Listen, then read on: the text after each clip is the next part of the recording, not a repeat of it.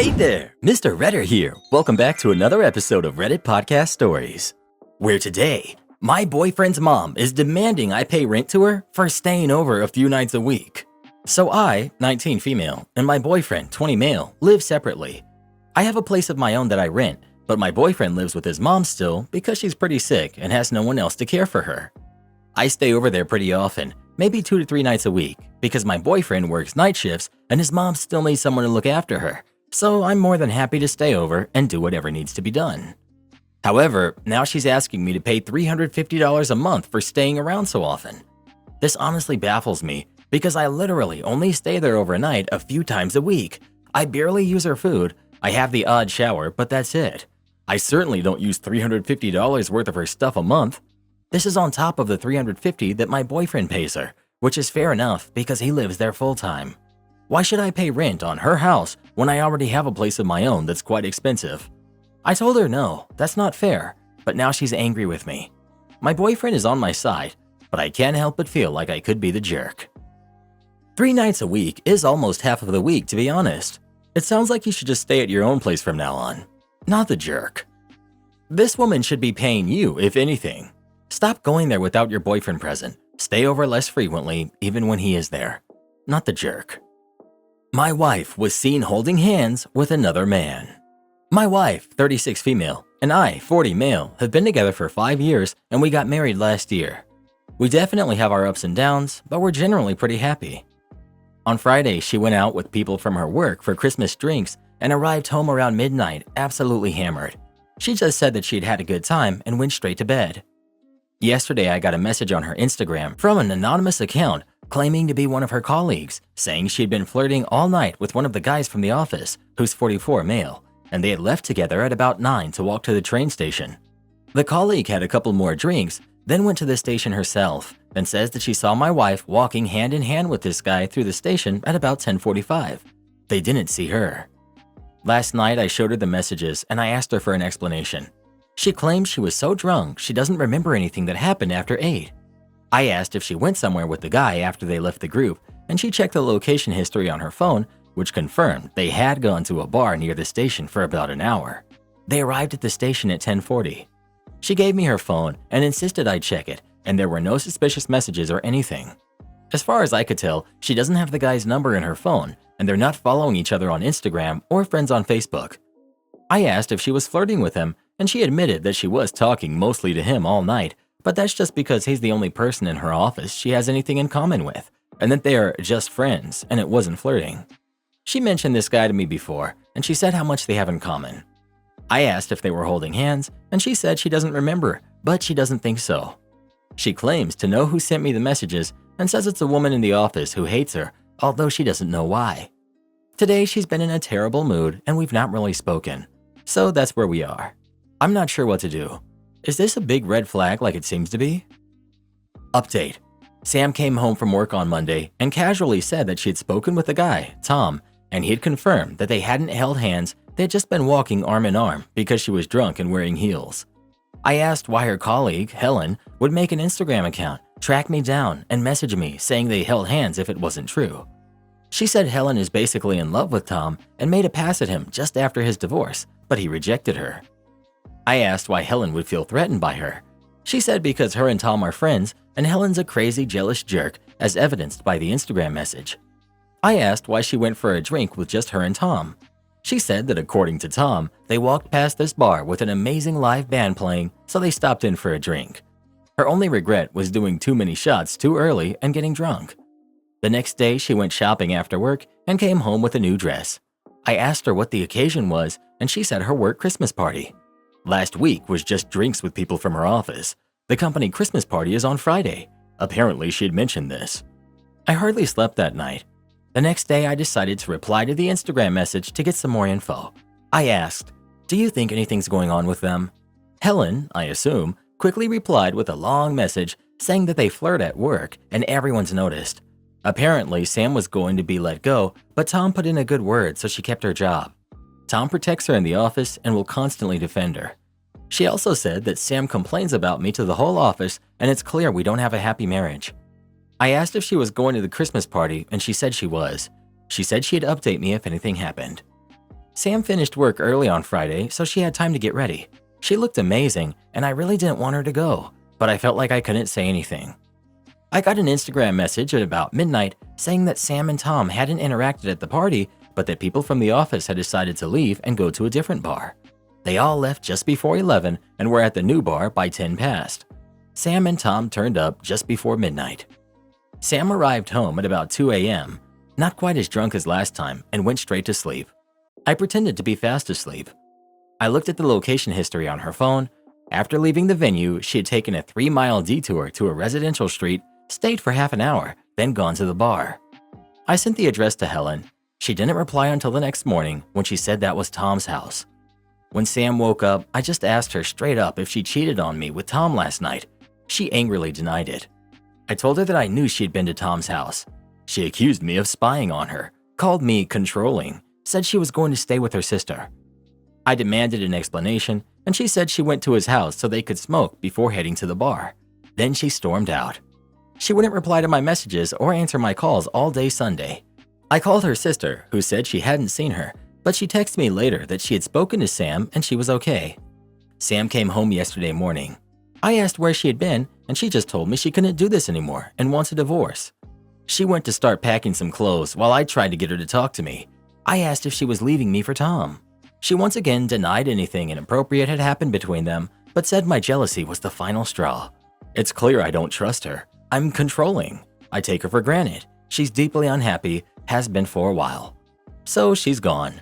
It looks like I'll be spending my first Christmas alone. I have no idea if she was telling the truth or if it was an affair. Weirdly, I'm not feeling too bad today, so maybe this is for the best.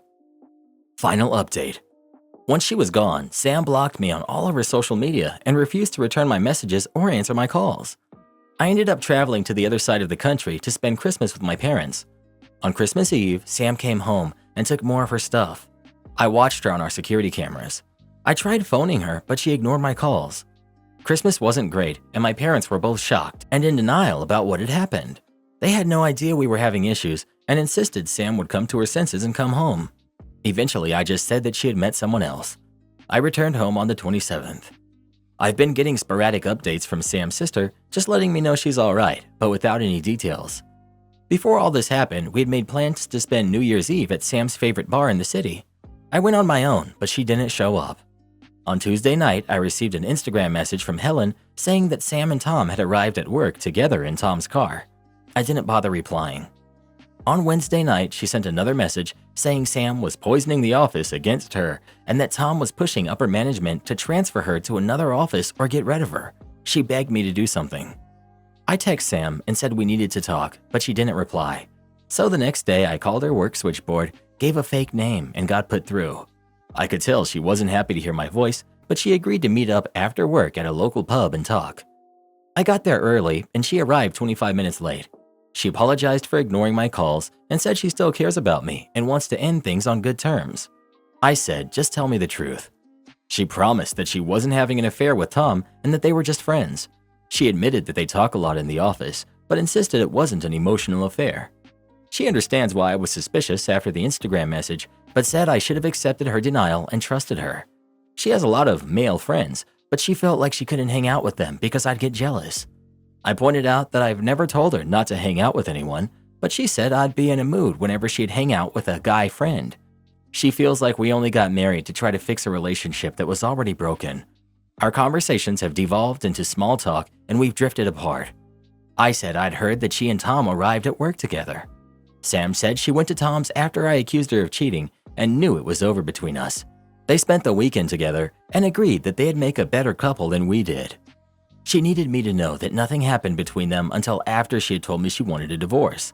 And now they were together, and she wanted me to hear it from her before I saw it on social media. Tom was waiting outside for her in the car. All I could do was stand up and walk out. Sam texted me saying she knew I was upset, but not to do anything stupid. I blocked her number. I'm not gonna lie, it was a rough night. The next day, I was just numb. I didn't really do much. Over the weekend, I dug out our marriage certificate so I can start divorce proceedings.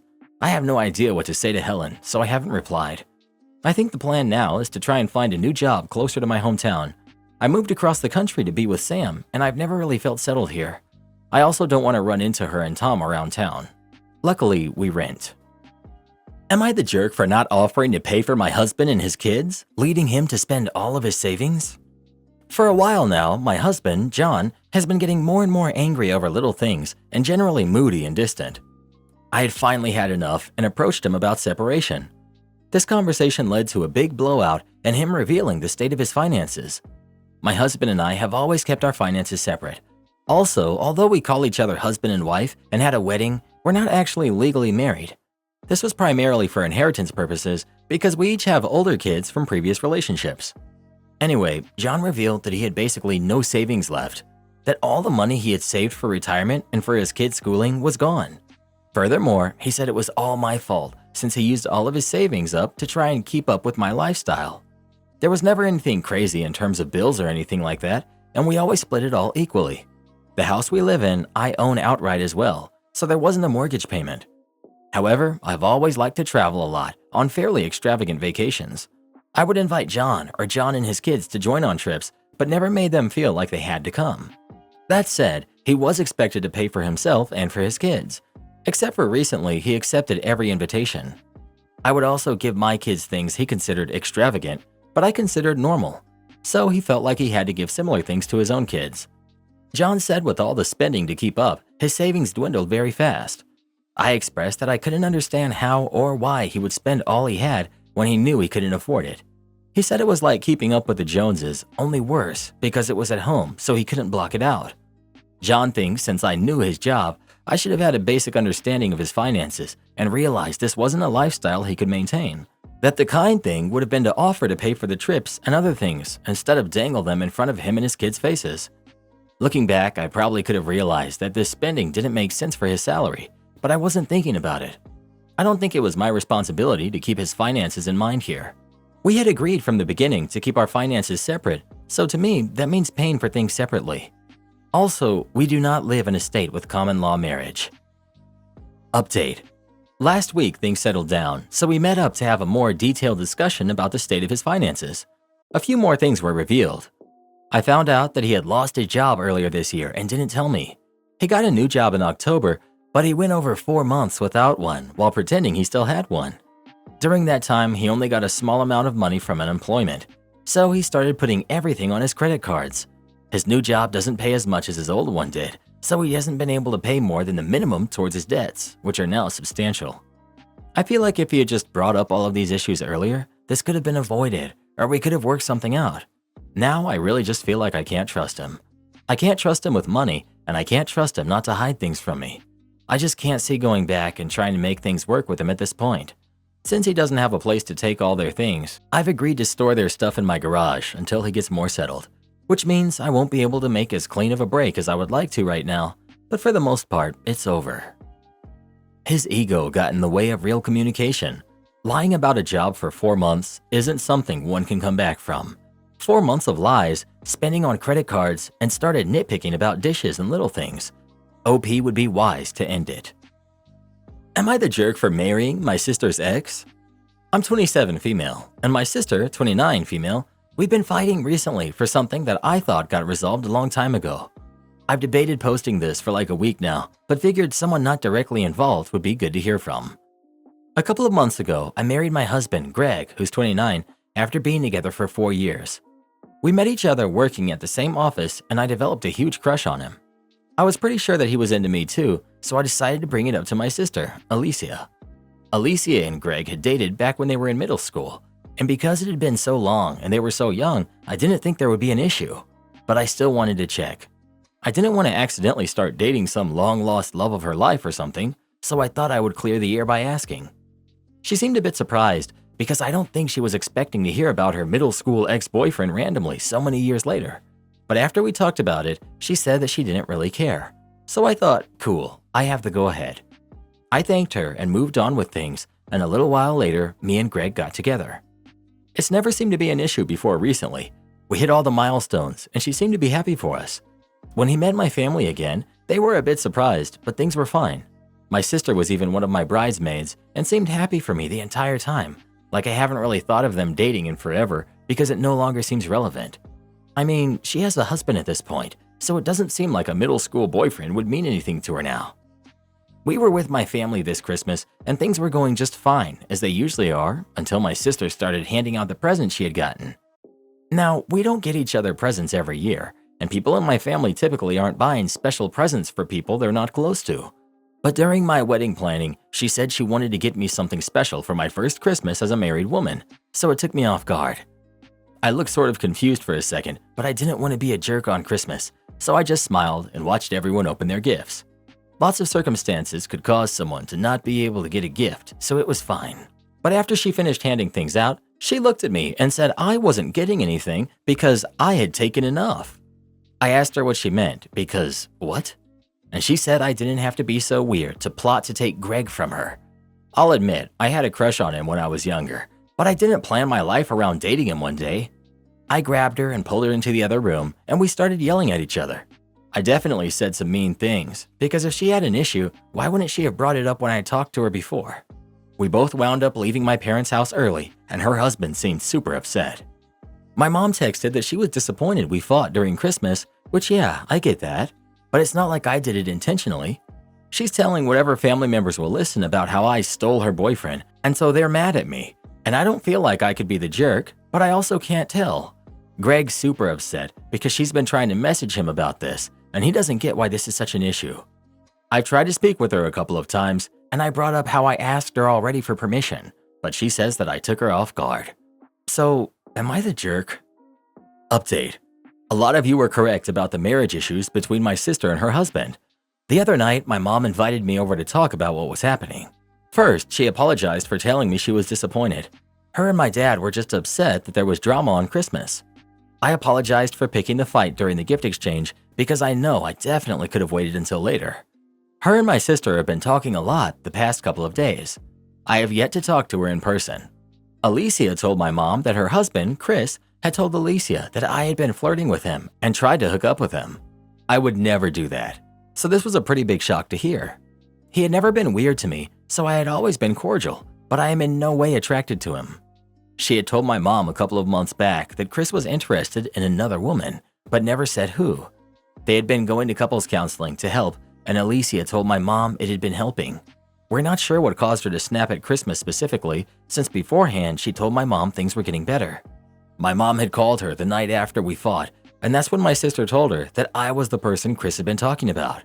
I just don't get why he'd pretend we had been flirting or why she'd even believe it. I've always been open about Greg, and I can't even think of the last time I've spoken to Chris without someone else present.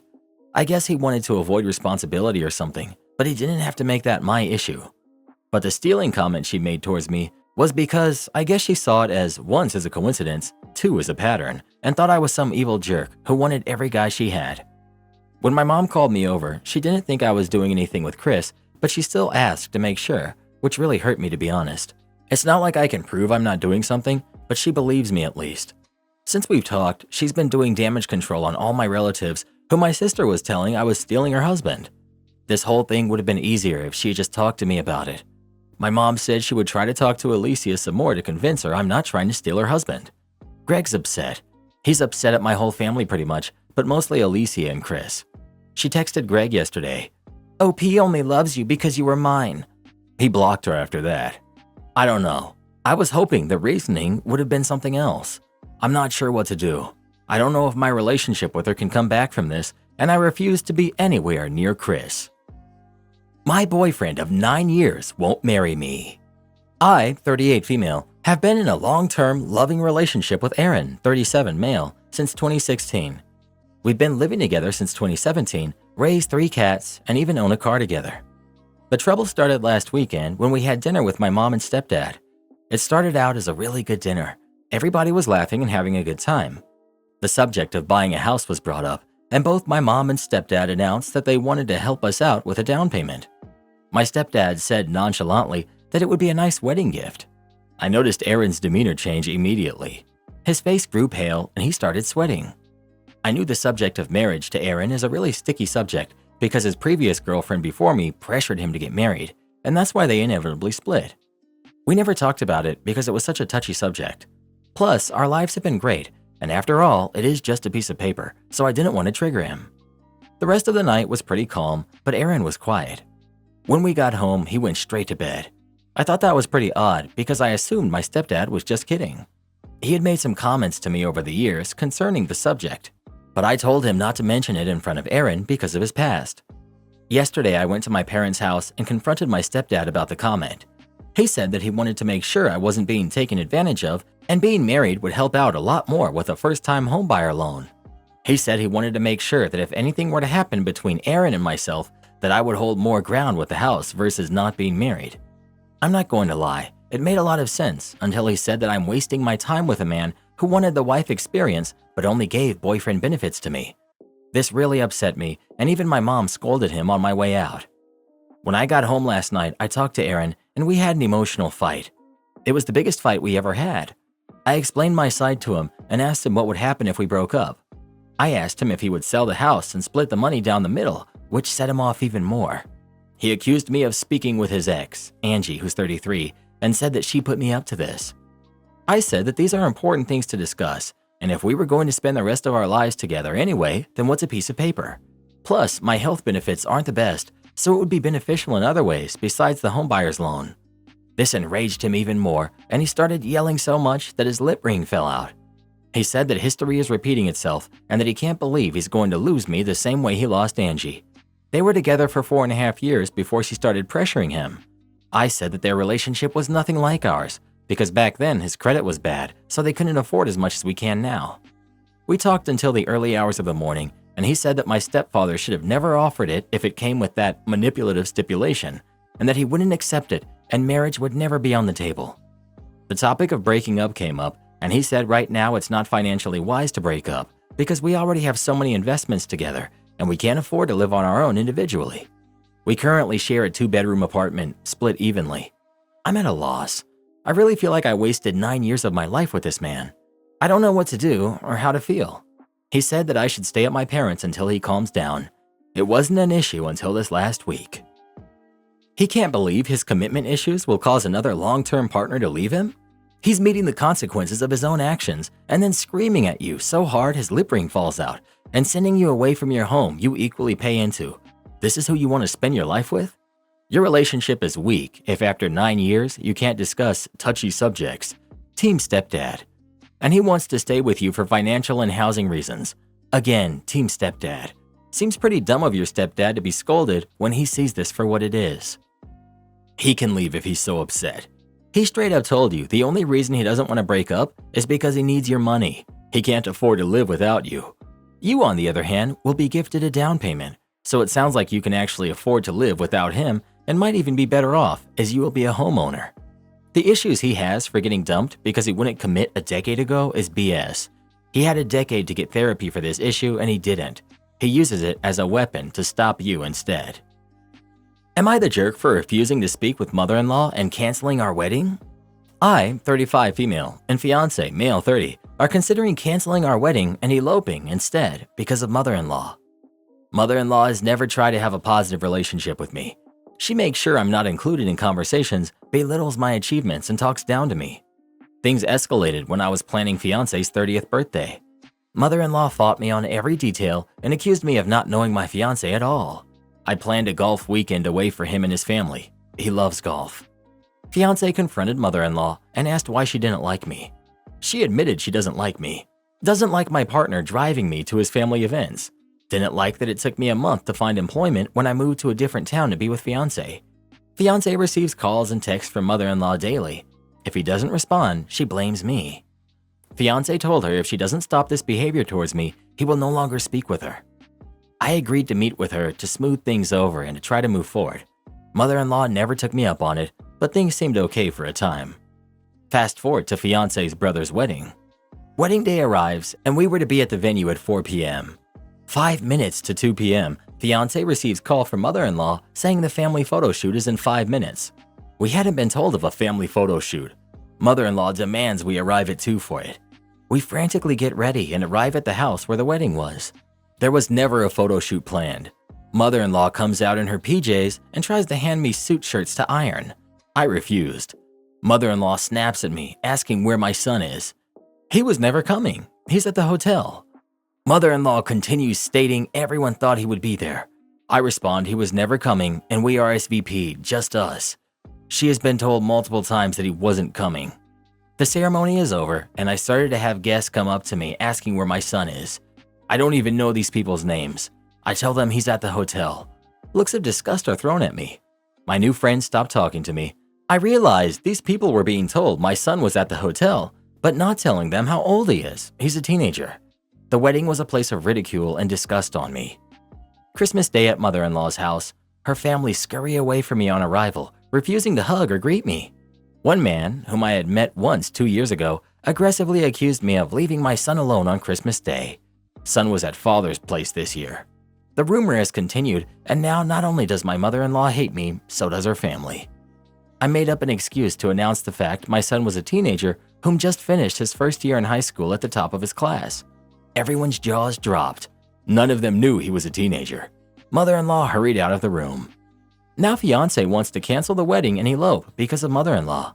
Fiancé is demanding I speak with mother-in-law one last time in order for him to cut her off. Am I the jerk for not wanting to confront mother-in-law and for canceling the wedding? Not the jerk.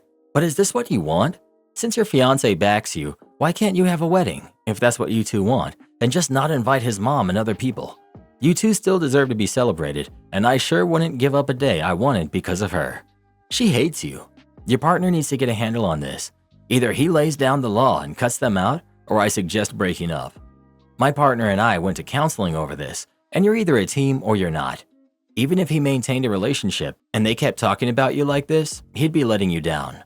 The only way he could have his family in his life and you is if he actually creates firm boundaries with his family. My wife expects me, a pro athlete, to wake up in the middle of the night to help with the baby. My wife, Katie, 25 female, and I, 28 male, had our first baby together about 3 months ago. I'm an athlete and Katie is a stay-at-home mom. Sleep is very important for me because of my sport. I can't be waking up multiple times throughout the night and be sleep deprived. Katie and I talked about this before trying for a kid, and I told her that I can't compromise my sleep for anything short of an emergency. I specifically mentioned that I wouldn't be waking up during the night to help with the baby, but we could hire a night nurse to help out. Things had been going smoothly until a few days ago, when Katie was being cold and distant. I asked if something was wrong, and she said everything was fine. She was quiet for a while, then finally mentioned that it's extremely unfair that I'm not helping her at all with the baby during the night. I acknowledged that she has been working hard and not getting much sleep, but we also previously agreed to this arrangement. Katie has refused to hire a night nurse to help because she doesn't trust someone new to watch our baby alone during the night. I suggested that she could have a family member help, but she didn't want to burden them. So we've been at an impasse. She still doesn't want to hire help, and I'm still not waking up during the night. Additional info. We have a maid that cleans and does the laundry multiple times per week, and we also have a meal delivery service that makes the majority of our food, so I'm not just dumping tons of housework on her. Katie doesn't have a problem with the maid being around the baby because she's known her for a while now. We've also been going to regular doctor and therapist appointments. They don't think she's suffering from postpartum. Hiring a night nurse would not be a financial burden, so the cost isn't the issue. I spend as much time as I can caring for and bonding with our baby, just not during the night when I'm sleeping. Edit for clarity. I'm a professional athlete, and my sport is our primary source of income. Update. Some of you mentioned the idea of doing a test run period with a night nurse helping out during the day while other people are awake and around, which I think is a good idea. I talked to Katie about hiring a night nurse to temporarily help out during the day, and she agreed and seemed happy about the idea. That way she can get familiar with the new nurse and feel more comfortable about transitioning to a full night type of arrangement. She also apologized for lashing out at me and explained that she was mostly too embarrassed to ask her family for more help when she already has hired help as a stay-at-home mom. So we agreed to ask my sister since they have a really good relationship. My sister has offered to come by 1 or 2 nights per week to watch our son until Katie's comfortable having the night nurse be full-time and alone. That way, Katie immediately gets at least some uninterrupted sleep too for now. As some of you figured out, I play baseball. Season officially starts in late March with spring training late February, so I won't be home much because of travel schedule. So that at least gives us a couple of months to get comfortable with a night nurse and a nanny so she isn't too overwhelmed. Not the jerk. I thought this would be the normal story of the wife doing all of the baby stuff, cooking, cleaning, etc. But you have a maid and food service, so she mostly just does the baby stuff. And seeing as how this is the only thing you've told her and made clear before even having a baby, plus giving her multiple solutions, you're definitely not the jerk. Not the jerk. You clearly set boundaries and offered alternatives, but maybe you can give a little. Is there a night of the week that you can let the wife sleep? Maybe have whoever the night nanny would be over for some day nanny stuff to build trust. You shouldn't compromise your profession, especially athletic ones that have health and injury risks that would also compromise your future earnings. But maybe this is a sign your wife just needs more help than she thought, and you gotta adapt somehow. No jerks here. I absolutely sympathize with your wife. I do. It's so hard in the beginning. Give her some grace. Sleep deprivation is no joke and can totally change a person. Is there maybe even one night a week you can help? An off season where you can help a bit? I hope if things don't improve with the baby's sleep, she will hire a night nurse so she isn't so resentful, as unfortunately, it sounds like that's where things are going. Best of luck to you all. Am I the jerk for yelling at my boyfriend's dad to let me out of the Tesla if he was going to let it drive itself? I spent last night with my boyfriend's family. We had gone out to dinner and his dad was going to drive. So my boyfriend, me, his parents, and his brother all squeezed into his dad's car and we went to the restaurant. I had a few drinks and his dad had too since he was going to drive. But on the way back, his dad started asking me, "You work on self-driving cars, yeah?" I do. I'm a systems engineer. He started asking me how I liked his Tesla, and I joked, "Just fine, as long as you're the one driving it." And he asked me what I thought about full self-driving, which he had just bought. He asked me if he should turn it on. I said, "Not with me in the car." And he then laughed and asked how I was still so scared when I work with this stuff every day. I was like, it's because but stopped when he pulled over and literally started turning it on. I was like, "I'm not kidding. Let me out of the car if you're going to do this." And my boyfriend's dad and brother started laughing at me, and my boyfriend still wasn't saying anything. His dad was like, "It'll be fine." And I reached over my boyfriend's brother and I tried to open the door, which was locked. I was getting mad, and probably more so because I was tipsy, and I yelled at him, "Let me out!" My boyfriend started trying to tell me to calm down because I was drunk, and I told him that it didn't matter. I'd be out of here if I was sober or drunk. He told me to stop talking like this in front of his little brother, and I told him to tell his dad to cut his crap out, and I wouldn't be acting this way. His dad was like, "Fine, I didn't realize it'd be such a big deal," and drove home normally, but things have been tense since. We got back to his house, and he was mad at me for overreacting the first time I met his family all together. I got angry and was like, "I'm not the one who decided to do the one thing that I said I'm not comfortable with in the car, just after I asked him not to laugh at me."